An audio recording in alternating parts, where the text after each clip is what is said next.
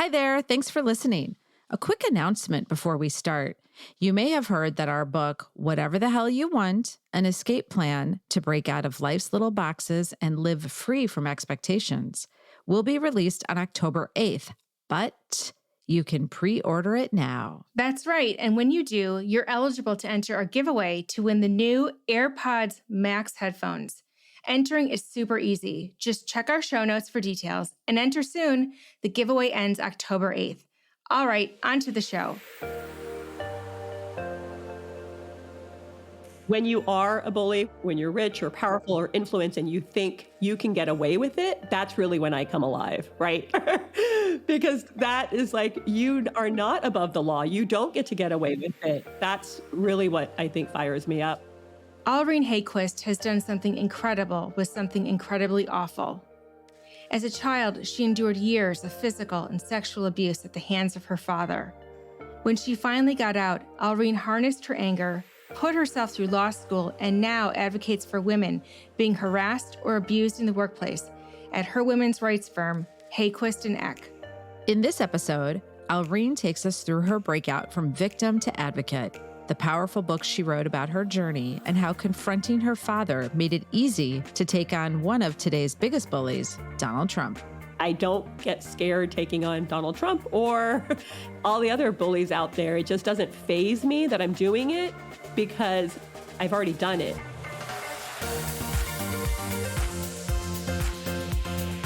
Welcome to The Breakout, a show about smashing through life's little boxes and forging your own path. I'm Dr. Carrie Ulrich.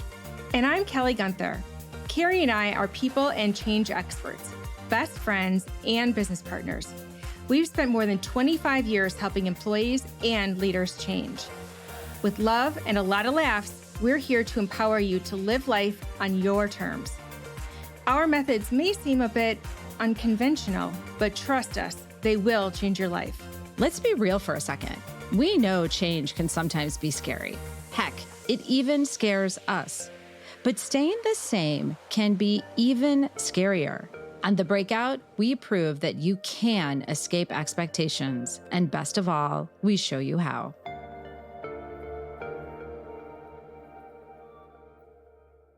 Alreen, we're so excited you're here. I'm usually excited for every guest, but you have quite a story that I'm extra excited about.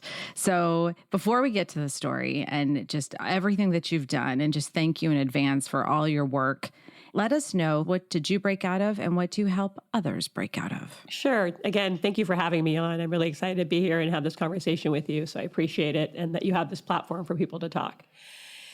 My breakout has been of the shame and the fear that keeps you silent. And I broke out of that and told my story of my abuse as a child. And I help other women do the same when they've experienced abuse and trauma. And because I believe that is so powerful and the only way to really heal yourself from it.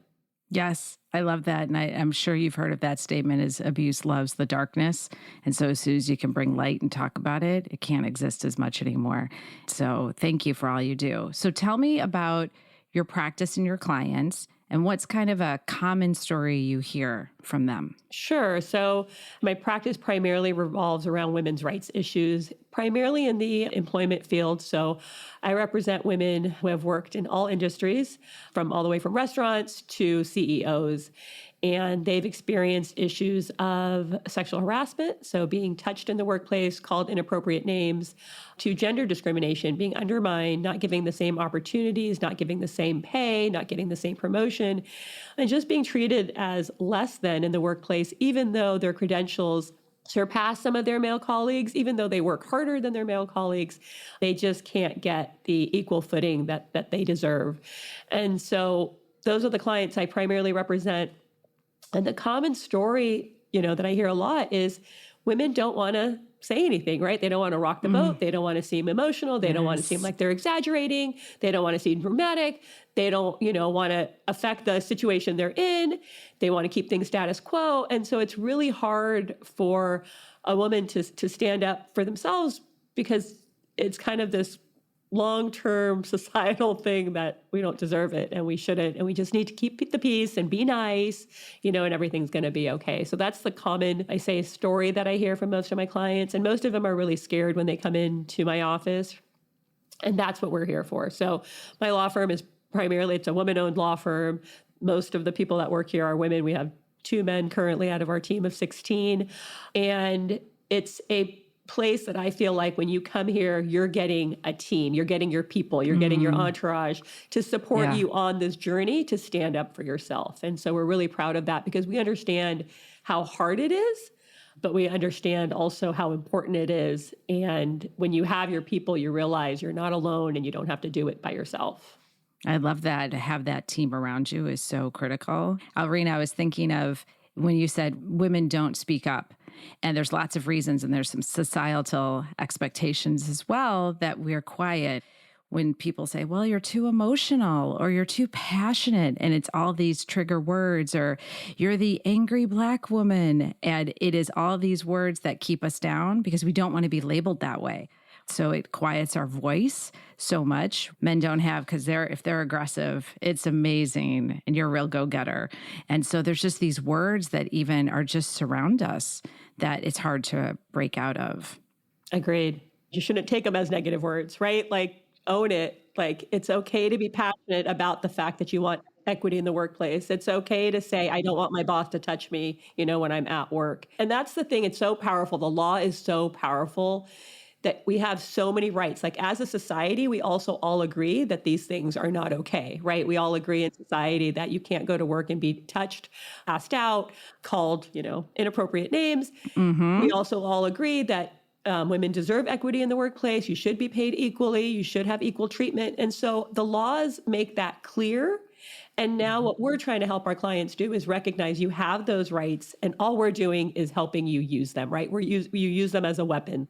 These are things that you're entitled to, and we're just helping you understand them and help use them.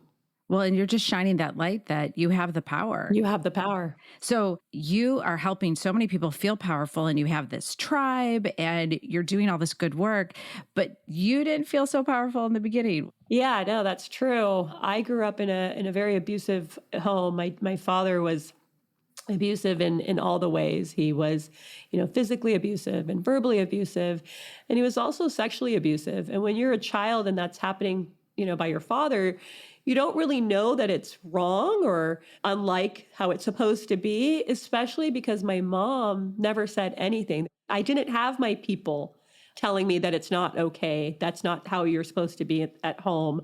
And this isn't the environment that a child is supposed to grow up in. So when you're going through it, it just becomes normal, which is a lot what my clients go through, right? Like, it's just accepted. Nobody's saying anything.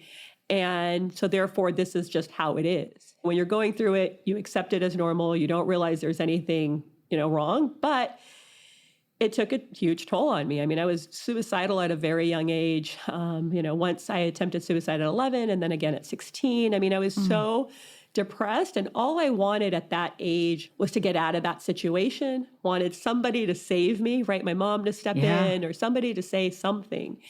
And nobody ever did. And for me, getting out of it was college. Like, I did really well in school. It wasn't hard for me. I guess it came natural. And I also was rewarded right by that. And so when I learned that I could get out of my house by going to college, I put all of my focus there, right? And that's how I got to San Diego. I moved here for college. And that was a huge breakthrough for me at that time. Didn't know it, right? You don't have this like linear path where you're like, okay, I'm being abused and I'm going to get out. I'm going to go to college. It's just more like, this is not a good situation.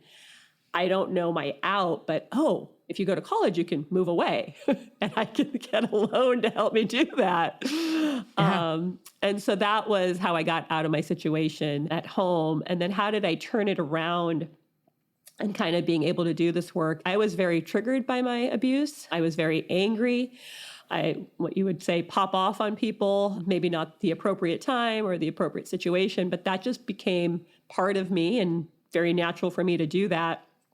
And so when I got to law school, learning that I could use that trigger for other people if I could figure out how to control it. And that's how I switched it. And that to me is a real superpower. I'm super passionate in the courtroom. I'm super passionate on behalf of my clients. I do get angry, but I've learned to like control it and use the law so that it doesn't sound like I'm a crazy, angry woman.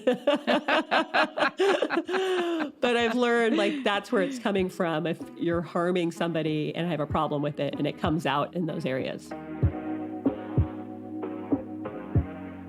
The story that she told was so uncomfortable for me to listen to, in part because of not only what happened to her, but also the fact that the people around her who knew what was going on did nothing to advocate for her.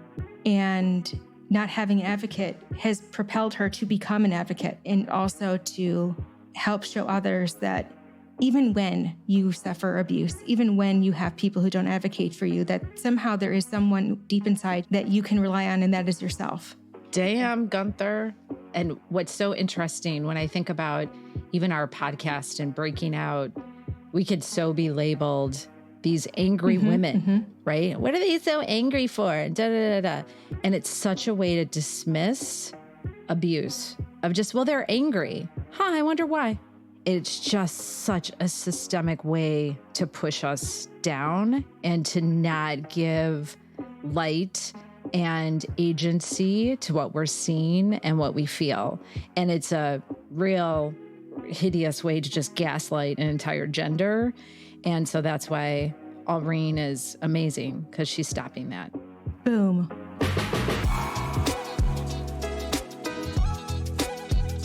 Alreen, so many of us grow up in these abusive environments and you don't know any better. You really don't. How would you? You're a kid. Yeah. You're like, well, I guess this is what it's like. So you helped yourself. How do you help some of your clients when they come in and they're like, well, this is what it's like, right? I mean, this is how I should be treated at work. How do you help them kind of move from this is acceptable to like, no, this isn't right? I mean, exactly that, right? Like just telling them exactly that. This is not okay. The law says you can't be treated this way. The law says your company, the employer, is supposed to protect you, And so again, it's so powerful when you know what your rights are. And when they come in, they don't, right? And that's the other thing I think we all do is we always minimize our situation, right? And I did this for a very long time. It's like, okay, well, my dad molested me, but I didn't get raped, So like, it wasn't that bad because he didn't do that to me. Or it wasn't that bad because my dad, paid for everything and I had a house and food and I got to college. So be quiet, right? Stop complaining about your life when you've gone to college, you've gone to law school, you're living well. Be quiet because you have nothing to complain about. And I think that's the same for women in the workplace when they have a situation happen. They're like, well, it wasn't that bad because it didn't rise to this level. But the thing is, it's still impacting you in the same way. There's not this like, if you get raped, you feel this way. And if you only get your butt grabbed, it goes this way, right? It still affects you. And there's still shame and fear and an emotional toll it takes, regardless of what the circumstance was that got you there. And so I think however you've defined it's not that bad, that's not the point, right? The point is they shouldn't have done that in the first place. That light bulb moment, I'm thinking about you sitting with the client when they realize, oh, wait, I don't have to be treated that way. How does that affect you when you see them kind of click and say, you're damn right? I mean, I love it because it's finally for them, I feel like it's validating. It's like, oh, you heard me and you believe me, because for them, they've been kind of in this like alternate reality, right? Like it's been happening at work, but they're being gaslit into thinking that it's no problem. It's okay. Like, yeah, that you just get over it. It's not a big deal. Or a lot of times the guy has done this before, right? Most offenders, they're not first-time offenders. They are almost always have done it before. They've just gotten away with it, or nobody has said anything before. And so for them, when they come in, they're like, well, he was doing it to this other woman and nobody did anything about it. Or I did tell my manager, but nothing happened. And so when they come in and they're like, oh, okay, thank you. Like, I'm not crazy. Like I thought it wasn't okay, but it seemed like it was. So I love when they realize like, okay, they feel very validated and believed and know what they were feeling is okay. Like, yes, you should be trusting your gut. It was telling you the right thing. Yeah. Maybe we'll call you Queen of Validation. Yeah. Because you're right. People get a little gaslit and no, it's fine. What are you talking about? And then the blame, lots of self-blame, right? And that's, again, a consequence of what just happened to you, but you take it on yourself. Like, oh, I shouldn't have been there. And, I did smile and I did say hello. Maybe that was too friendly and he took it the wrong way. And so we kind of always take it internally like it's our fault that it happened to us. Yes. And also switching that for my clients, like, no, that's not your fault. We all go to work and we don't touch anybody. And we do it every day. Right. We are able to not grab an ass. Yes, we are. It's amazing. I don't do it. We'll get back to the interview after this quick break. On The Breakout, Carrie and I celebrate big changes and small shifts. Only about 10% of us are really self-aware, but 90% of us think we are. Without self-awareness, change is tough. And if you don't know what box you're in, you can't break out of it. That's where we come in. We are coaches and consultants that help you dig into change. We've spent our lives breaking through expectations, and we've devoted our careers to showing people how to do the same.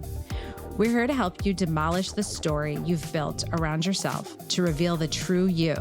Then the real fun begins. And by fun, we mean helping you figure out your why and taking action to forge a fresh path. Connect with us at abbracciagroup.com. Alreen, you mentioned people aren't usually first-time offenders. And so maybe there's someone in the news quite often and running for president who is, we know, not a first-time offender. And you even took him on. So tell us about that story. So that wasn't a sexual harassment case. It was a consumer fraud case against him for taking people's retirement. He kind of preyed on everybody that had saved, all their money and were going through the recession. And so he defrauded a lot of people. It was a lot of teachers, lots of elderly, and took their savings on Trump University. And so when we took him on, there was not even a thought of he would ever run for president. Right. On anybody's mind, including his own. No, right, exactly. And so that case lasted for 7 years. We were able to get back all the money for all of the victims, which we're really proud of. But, he is, I feel like, America's biggest bully. But for me, I had to go up, with my dad. I think for me, that was my biggest bully. And I think that's kind of what makes me different, I think, because of that. When you've had to confront that person, the person that you're supposed to trust, really all the trust you've given, the love, the respect, and you have to confront that, everybody else seems very small in comparison, And so that's why I don't get scared taking on Donald Trump or all the other bullies out there. It just doesn't faze me that I'm doing it because I've already done it. It's not intimidating or scary or uncomfortable anymore.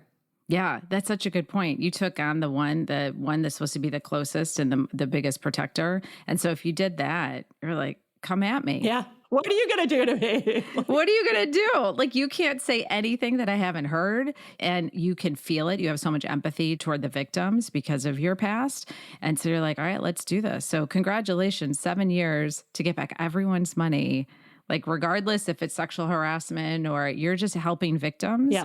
And that's amazing.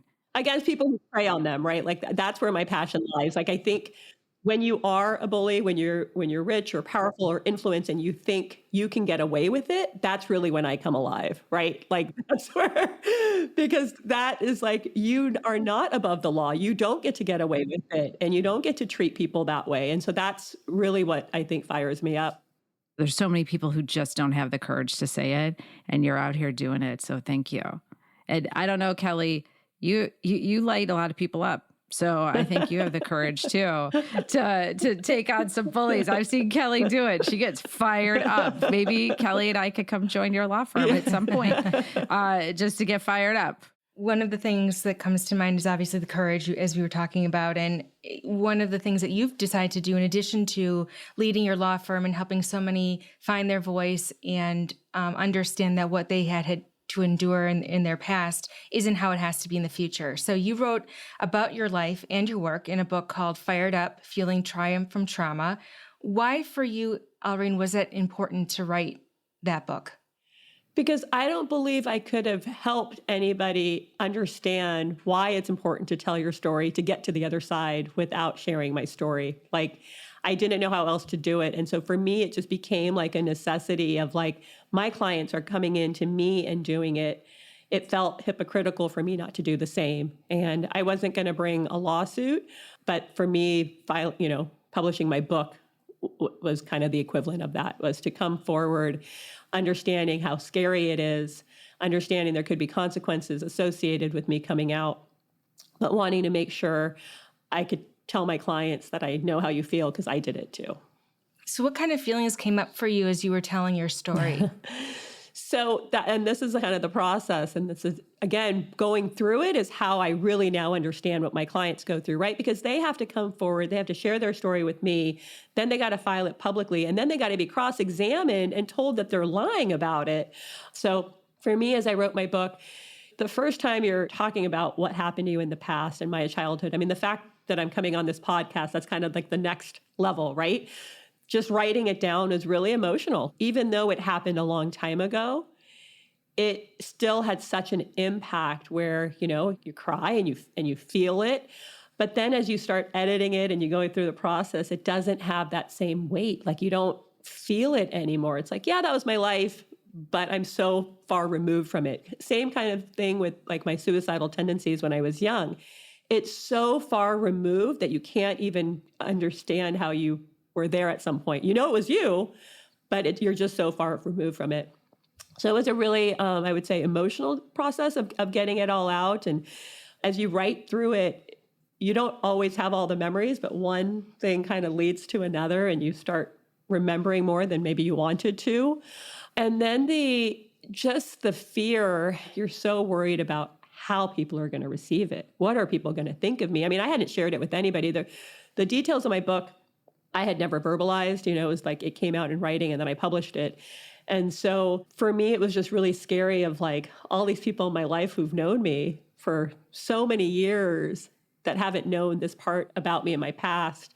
How are they going to take it? How are strangers going to take it? And then how's my family going to feel? So it was just really scary putting it out there. And it's one thing to write about it. It's almost like a journal. You like wrote it for yourself. And then it's like, all right, now it's getting published and you see it in the book and you're like, now it's being sent out. And so all of those steps, I would say, were scary. But at the end, it was so exciting at the same time. So super scared. And then like, good for you for doing it and kind of getting past all of the fear associated with it. And it's really been, it's been life-changing in the sense of it doesn't have that weight. Like it allows me to just be happy with who I am, where I'm at, if that makes sense, right? It's like all of those events keeps you ashamed of who you are because you're so worried of what people are going to think. And now you're just like, well, now they know it. There's nothing else for you to know about me. So I got nothing more to share. So it just doesn't have that weight on me anymore. It's so powerful. I have only admiration for what she's gone through. I just applaud her for not allowing herself to become a victim in adulthood the way she was a victim in childhood. Yeah. And she gets to channel this anger. That's a beautiful thing when it can all come together. You can take your backstory, your passion, what you're good at, and make a difference in the world. I don't have a lot of regrets in my life, but man, if I could go back and be a lawyer just like her and like take down bullies and fight the system. I think the older I get, the more I realize how, this sounds kind of silly, but how important the law is when it comes to bullies. Because I think I have overly relied on the power of speech, the power of talk, the power of influence. And when it comes to bullies and when it comes to people who are breaking the law, this only stops when the law stops them. And so that job of being a lawyer and taking down bullies like that is so badass and so lovely and so beautiful.